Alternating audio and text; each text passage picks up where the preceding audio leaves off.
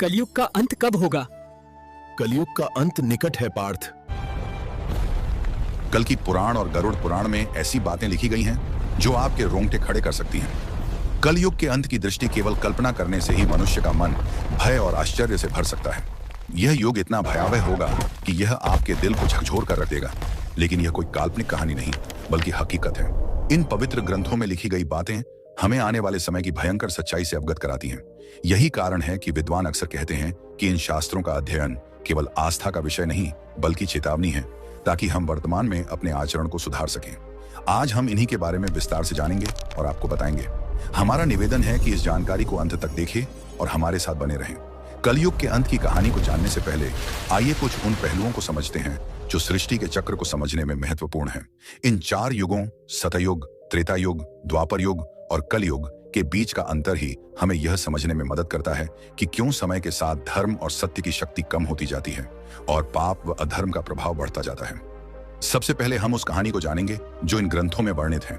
इसके बाद हम आपको वे सभी मनोरंजक और भयावह दृश्य बताएंगे जो कलयुग के अंत में घटित होंगे। इन कथाओं में न केवल भविष्य का चित्रण है बल्कि यह संदेश भी है कि इंसान को कैसे अपने विचारों और कर्मों पर नियंत्रण रखना चाहिए। तो हमारे साथ बने रहें, क्योंकि यह यात्रा न केवल ज्ञानवर्धक होगी बल्कि आपको गहराई से सोचने पर भी मजबूर करेगी। हिंदू शास्त्रों में कलयुग की आयु 4,32,000 वर्ष मानी गई है। यह विवरण भागवत पुराण, विष्णु पुराण, लिंग पुराण और बटगृण पुराण वश में मिलता है। कलयुग की शुरुआत महाभारत युद्ध के बाद द्वापर युग के अंत में मानी जाती है। वर्तमान में लगभग 5,000 वर्ष बीत चुके हैं और अभी भी लगभग 4,27,000 वर्ष शेष हैं। इन ग्रंथों में कलयुग के लक्षण, मानव व्यवहार और इसके अंत के संकेतों का वर्णन किया गया है जो हमें इस युग की चुनौतियों के प्रति सचेत करते हैं। चलिए बिना किसी देरी के सुनते हैं कलयुग के अंत की पवित्र कथा।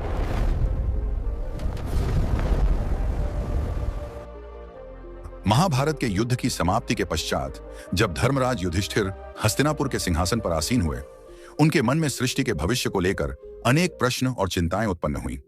द्वापर युग अब समाप्ति की ओर था और कल युग के आगमन के संकेत स्पष्ट रूप से दिखाई देने लगे थे। युधिष्ठिर को यह भय सता रहा था कि आने वाले युग में मानव जीवन का स्वरूप क्या होगा, धर्म की स्थिति क्या रहेगी और सत्य का क्या हश्र होगा।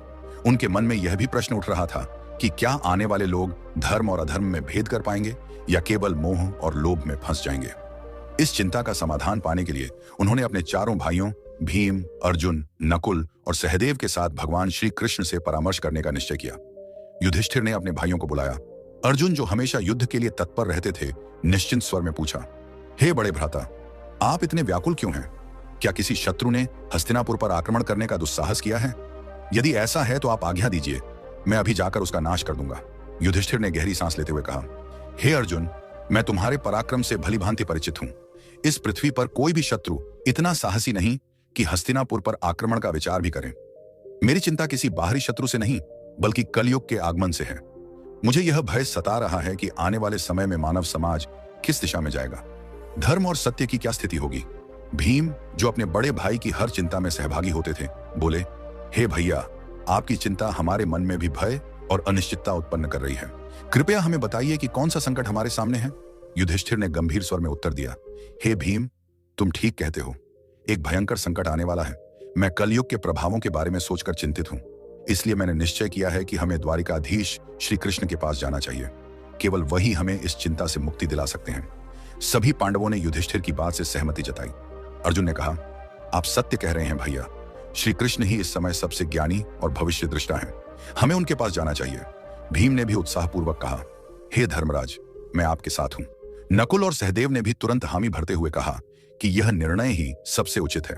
इस प्रकार सभी पांडव द्वारिका की ओर प्रस्थान करने लगे। द्वारिका की पवित्र नगरी में पहुंचकर पांडवों का भगवान श्री कृष्ण ने हार्दिक स्वागत किया। युधिष्ठिर ने उनके चरणों में प्रणाम करते हुए कहा, हे केशव, आपको बारंबार नमस्कार। आप तो अंतर्ज्ञानी हैं। द्वापर युग अब समाप्त होने वाला है और कलयुग के संकेत स्पष्ट दिखाई देने लगे हैं। मैं यह जानना चाहता हूं कि कलयुग में मानव का स्वभाव और आचरण कैसा होगा, वह किन कर्मों में लिप्त होगा और मोक्ष प्राप्ति के लिए उसे क्या करना होगा। श्री कृष्ण ने मुस्कुराते हुए कहा, हे धर्मराज, आपकी जिज्ञासा अत्यंत उचित है। कलयुग के प्रभावों को समझना न केवल आपके लिए बल्कि समस्त मानव जाति के लिए महत्वपूर्ण है, किंतु इसका उत्तर मैं सीधे शब्दों में नहीं दे सकता, क्योंकि इसे अनुभव के माध्यम से समझना अधिक आवश्यक है। युधिष्ठिर ने उत्सुकता से पूछा, हे माधव, आप जिस प्रकार की परीक्षा की बात कर रहे हैं उसके लिए हमें क्या करना होगा? श्री कृष्ण ने कहा, हे महाराज, आपको और आपके चारों भाइयों को अलग अलग दिशाओं में स्थित घने और रहस्यमय वनों में जाना होगा। उन वनों में अनेक विचित्र और अद्भुत दृश्य आपको दिखाई देंगे। वे दृश्य प्रतीक होंगे उन स्थितियों के जो कलयुग में प्रकट होंगी। जब आप उन अनुभवों को लेकर मेरे पास लौटेंगे और उन्हें साझा करेंगे, तब मैं आपको कलयुग के वास्तविक प्रभाव और उसके रहस्य विस्तार से समझाऊंगा। युधिष्ठिर ने गंभीरता से उत्तर दिया, जैसी आपकी आज्ञा केशव, आप जिस स्थान की ओर संकेत करेंगे हम वहां जाने को तैयार हैं। श्री कृष्ण ने कहा, आप और आपके भाई अलग अलग दिशाओं में जाइए। वहां भयंकर और रहस्यमय वन है। उनमें यदि कोई असामान्य घटना या विचित्र दृश्य दिखाई दे तो उसे ध्यानपूर्वक देखना और लौटकर मुझे बताना। तभी आप कलयुग के रहस्य को भली भांति समझ पाएंगे। श्री कृष्ण की आज्ञा का पालन करते हुए पांडव अपने रथों को वहीं छोड़कर पैदल ही वन की ओर चल पड़े। वातावरण बाहर से शांत प्रतीत हो रहा था, किंतु भीतर एक रहस्यमय कंपन था, जैसे हर पेड़ और हर हवा कुछ कहना चाह रही हो। पांडव अलग अलग दिशाओं में निकल गए ताकि अधिक से अधिक अनुभव प्राप्त कर सकें। युधिष्ठिर का अनुभव, युधिष्ठिर को एक घने और अंधकारमय वन में एक विचित्र दृश्य दिखाई दिया। उन्होंने एक विशालकाय हाथी देखा जिसके 2 सूंड थे। वह हाथी अपनी दोनों सूंडों से बड़े बड़े वृक्षों को उखाड़ रहा था, मानो उसकी शक्ति असीमित हो। युधिष्ठिर यह देखकर आश्चर्यचकित हो गए और सोचने लगे कि यह असामान्य दृश्य क्या संकेत दे रहा है। अर्जुन का अनुभव, अर्जुन एक शांत और सुंदर वन में पहुंचे जहां हर ओर हरियाली और पक्षियों की मधुर चहचहाहट वातावरण को सुखद बना रही थी। इस शांति के बीच उन्होंने अचानक एक विचित्र दृश्य देखा। उनके सामने एक विशाल पक्षी था जिसके पंखों पर वेदों की अर्चाएं लिखी हुई थीं। यह पक्षी दिखने में पवित्र और ज्ञान का प्रतीक लग रहा था, किंतु उसी समय उसने मृत जीवों का मांस खाना शुरू कर दिया। अर्जुन यह देखकर गहरे विचार में पड़ गए और सोचा, यह कैसा विरोधाभास है। एक ओर पवित्र वेदों का ज्ञान और दूसरी ओर हिंसा व मांसाहार। भीम का अनुभव, भीम एक हरे भरे चारागाह में पहुंचे जहां गायों का बड़ा झुंड विचरण कर रहा था। वहां उनकी दृष्टि एक अद्भुत किंतु पीड़ादायक दृश्य पर पड़ी। एक गाय ने अभी अभी एक बछड़े को जन्म दिया था और वह अपनी ममता में उसे जोर जोर से चाटने लगी, लेकिन अत्यधिक चाटने के कारण बछड़ा लहूलुहान हो गया। भीम स्तब्ध रह गए और उनके मन में विचार आया, यह कैसी ममता है जो अपने ही बच्चे को चोट पहुंचा रही है। सहदेव का अनुभव, सहदेव एक शांत जलाशय के पास पहुंचे जहां 7 कुएं एक सीध में बने हुए थे। उन्होंने देखा कि 6 कुओं में जल भरा हुआ था, किंतु बीच का सबसे गहरा कुआं पूरी तरह से सूखा था। यह अजीब दृश्य देखकर सहदेव सोच में पड़ गए, आखिर यह संकेत किस ओर इशारा कर रहा है? क्यों सबसे गहरा कुआं, जो सबसे अधिक जल संग्रह करने योग्य होना चाहिए था, पूरी तरह खाली है? नकुल का अनुभव, नकुल एक पर्वतीय क्षेत्र की ओर बढ़े। ऊंचे ऊंचे पर्वतों पर घने और हरे भरे वृक्षों का सुंदर दृश्य देखकर उनका मन प्रसन्न हुआ, लेकिन अचानक उन्होंने देखा कि एक विशाल शिला पहाड़ से लुढ़क रही है। वह अपने रास्ते में आने वाले बड़े बड़े वृक्षों को बेरहमी से उखाड़ रही थी, किंतु जैसे ही वह शिला एक छोटे से नन्हे पौधे के पास पहुंची, अचानक वहीं रुक गई। नकुल यह देखकर विस्मित रह गए और सोचने लगे कि यह छोटा सा पौधा इतनी विशाल शिला को कैसे रोक पाया। शाम होते ही पांडव अपने अपने अनुभव लेकर वन से लौटे और श्री कृष्ण के पास पहुंचे। उन्होंने एक एक करके अपने देखे हुए दृश्यों को साझा किया। युधिष्ठिर ने कहा, हे प्रभु, मैंने 1-2 सूंडों वाला हाथी देखा। श्री कृष्ण मुस्कुराए और बोले, हे धर्मराज, यह दृश्य दर्शाता है कि कलयुग में शासक दोहरी चाल चलेंगे। वे ऊपर से धर्म और न्याय का दिखावा करेंगे, लेकिन भीतर से प्रजा का शोषण करेंगे। दोनों ओर से वे केवल अपने स्वार्थ साधेंगे। अर्जुन का अनुभव, अर्जुन ने कहा, प्रभु, मैंने एक पक्षी देखा जिसके पंखों पर वेदों की अर्चाएं लिखी थीं, किंतु वह मांस खा रहा था। श्री कृष्ण ने उत्तर दिया, हे अर्जुन, कलयुग में विद्वान और पंडित कहलाने वाले लोग ज्ञान तो रखेंगे, किंतु उनके हृदय पवित्र नहीं होंगे। वे वेदों और धर्म का प्रयोग केवल धन और प्रतिष्ठा पाने के लिए करेंगे। उनका आचरण ज्ञान के विपरीत होगा। भीम का अनुभव, भीम ने कहा, प्रभु, मैंने देखा कि एक गाय ने अपने बछड़े को इतना चाटा कि वह घायल हो गया। श्री कृष्ण ने कहा, हे भीम, कल युग में माता पिता का अति स्नेह बच्चों के लिए बंधन बन जाएगा। वे प्रेम तो देंगे, लेकिन वह प्रेम बच्चों को आत्मनिर्भर बनने से रोक देगा। ममता का अतिरेक भी पीड़ा का कारण होगा। सहदेव का अनुभव, सहदेव ने कहा, प्रभु, मैंने 7 कुओं में से देखा कि बीच का सबसे गहरा कुआं पूरी तरह सूखा था, जबकि बाकी 6 कुओं में पानी भरा हुआ था। श्री कृष्ण ने कहा, हे सहदेव, कलयुग में लोग बाहरी रूप से तो समृद्ध और धनवान दिखाई देंगे, किंतु उनके भीतर करुणा और सहयोग की भावना नहीं होगी। पड़ोस में कोई भूखा प्यासा मर भी रहा होगा, तब भी लोग आंख मूंद कर अपने स्वार्थ में डूबे रहेंगे। यह स्वार्थपरता ही कलयुग की सबसे बड़ी पहचान होगी। नकुल का अनुभव, नकुल ने कहा, प्रभु, मैंने एक विशाल शिला को पहाड़ से लुढ़कते देखा, जो अपने मार्ग में आने वाले बड़े बड़े वृक्षों को उखाड़ रही थी, किंतु एक छोटा सा पौधा उसके सामने आकर उसे रोक देता है। श्री कृष्ण ने उत्तर दिया, हे नकुल, यह दृश्य दर्शाता है कि कल युग में धन, शक्ति और सत्ता किसी को भी विनाश से नहीं बचा पाएंगे। लेकिन यदि कोई व्यक्ति सच्चे मन से भगवान का नाम ले और भक्ति में स्थिर रहे तो वह नन्हे पौधे की तरह हर संकट को रोक सकता है। यही भक्ति इस युग में मनुष्य का सबसे बड़ा सहारा होगी। यह प्रसंग यही समाप्त होता है, लेकिन गरुड़ पुराण में एक प्रसंग आता है जब गरुड़ जी ने भगवान विष्णु से प्रश्न किया, हे प्रभु, 4 युगों सतयुग, त्रेता युग, द्वापर युग और कलयुग में कलयुग को सबसे भयावह क्यों माना जाता है? इसके अंत के क्या संकेत होंगे और यह युग किस प्रकार समाप्त होगा? भगवान विष्णु ने उत्तर दिया, हे गरुड़, कलयुग में अधर्म, स्वार्थ और पाप का बोलबाला होगा। इसके अंत समय में कुछ विशेष संकेत प्रकट होंगे जो सृष्टि के विनाश की ओर संकेत करेंगे। आइए उन 5 प्रमुख संकेतों को समझते हैं।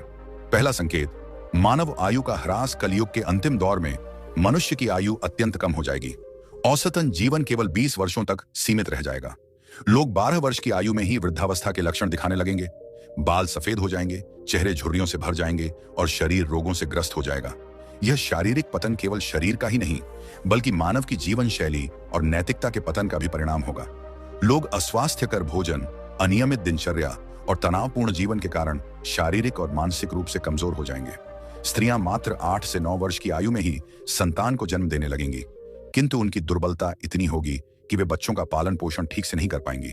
बच्चे कुपोषण और कमजोरी से ग्रस्त होंगे, जिससे आने वाली पीढ़ियां लगातार अशक्त और रोगी बनती जाएंगी। इससे पारिवारिक और सामाजिक ढांचा पूरी तरह चरमरा जाएगा।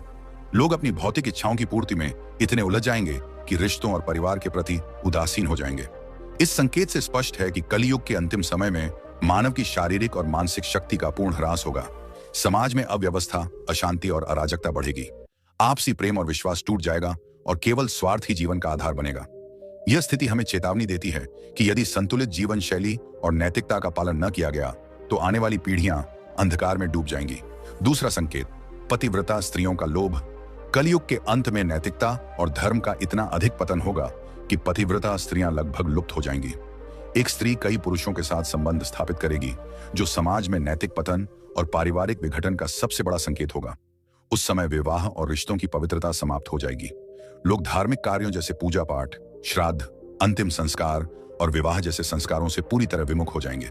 जल की कमी के कारण लोग स्नान करना बंद कर देंगे, जिससे न केवल शारीरिक स्वच्छता बल्कि आध्यात्मिक पवित्रता भी नष्ट हो जाएगी।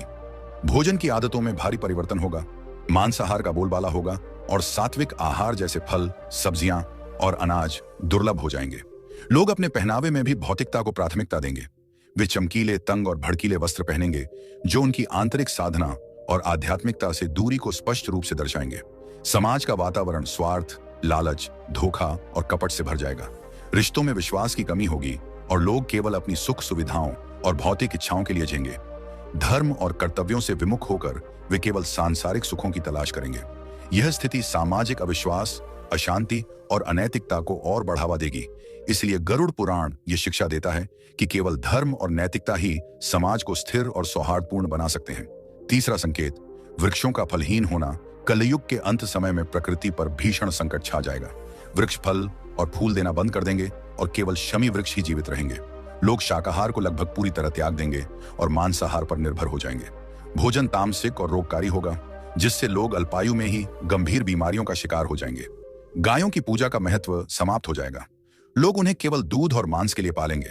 यह संकेत प्रकृति के प्रति मानव की लापरवाही और अंधाधुंध दोहन का परिणाम है। वनों की अंधाधुंध कटाई, प्रदूषण और प्राकृतिक संसाधनों के दुरुपयोग से पर्यावरण का संतुलन पूरी तरह बिगड़ जाएगा।